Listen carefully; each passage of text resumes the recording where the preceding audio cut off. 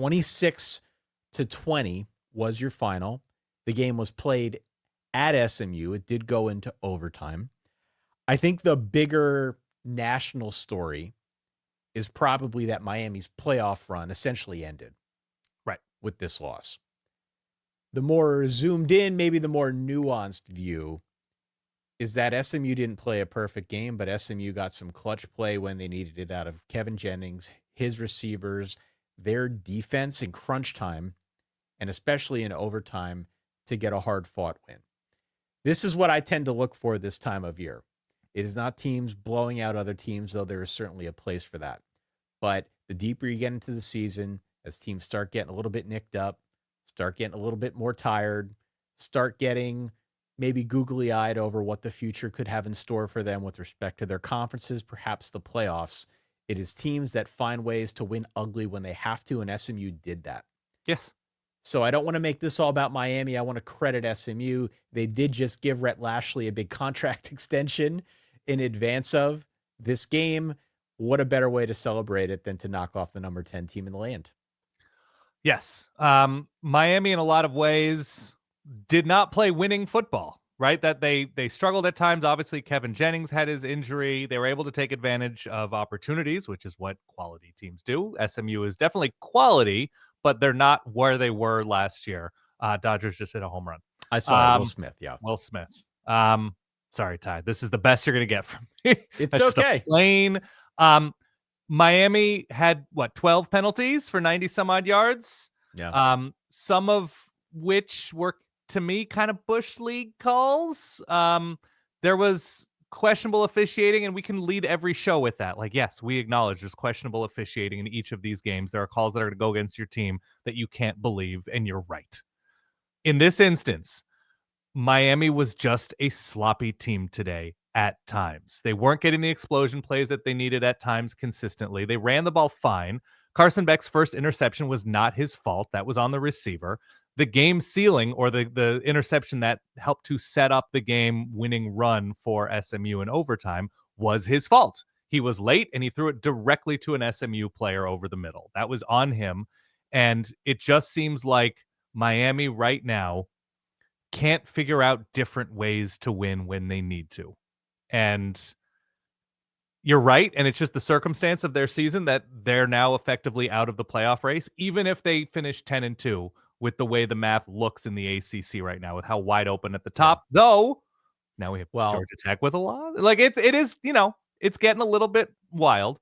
But it's, those I think it was 1 3rd down and 1 4th down where Miami decided to run it straight up the middle into like a 9-man box. Like, I've seen that as an Oregon fan. You've seen that as a fan of a team that makes bad calls in those spots. I don't know if Mario Cristobal is leaning on Shannon Dawson to make those calls, but it seems like in a number of ways, this offense just gets worse by the week.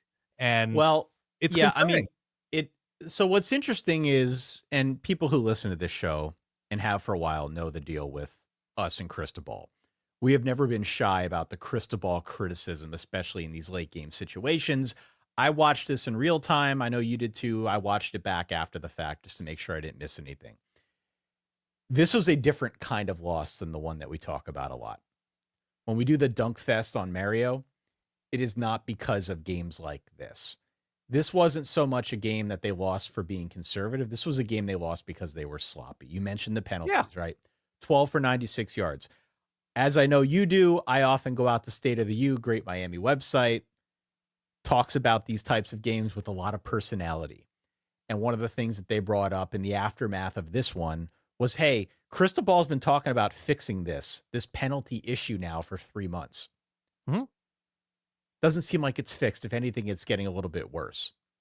And it wasn't so much just penalties. It was critical mistakes. It was a bobble by JoJo Trader, who had a good game otherwise, but a bobble that handed an interception.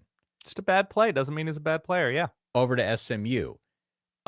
It was obviously, as you mentioned, that interception by Carson Beck down at the goal line, a badly underthrown ball at the goal line in overtime that essentially ended the game. So, as you said, yeah, Miami's not going to play for the ACC. They're most likely not going to play in the playoff. From Brad Powers out on X, Twitter, whatever you want to call it, Cristobal is now 7-5 in his last 12 games. That includes 4 losses in which the Canes were favored by at least 7 points. So that is not a great look, and I'm sure there is mass frustration throughout the Miami fan base. One final word, though, on SMU, because this is a big win for SMU. Yeah. Kevin Jennings is an absolute menace. He is an absolute menace. Yeah. No play is ever over when you've got Kevin Jennings. Well, and he almost, not to cut you off, but I'm going to cut you off real quickly. They couldn't run the ball today against They Miami. couldn't run the ball. No, So he had to be. He had to be. Yes, the entire offense had to be anything he could figure out on the fly, buying time. Yeah. And so between him and Jordan Hudson, yes, the other Jordan Hudson, they had a monster game.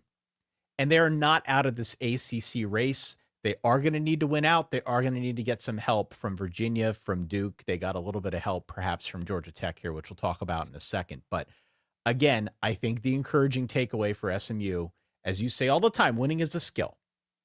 Can you win a game like this against a good team when you're not at your best? And they did it. Yes. They did it. 26-20 was your final in overtime. A mammoth win for SMU. What a better way to celebrate. Yeah, obviously also the connective tissue with Rhett Lashley coaching with Manny Diaz at Miami, bringing over Miami transfers to SMU. Not that there's necessarily bad blood, but obviously there is the overlap across this sport is vast, and very cool to see for SMU. They rushed the field. This was still a playoff team last year. It was, yeah. That's not a term we've used about Miami, but good for SMU. And, if you're a Miami fan, you try to take some of the positives away from this game and hope that they can finish strong. It's a weird sport. It's a weird conference. You never know. I hope Miami can somehow, some way stay locked in or get more locked in.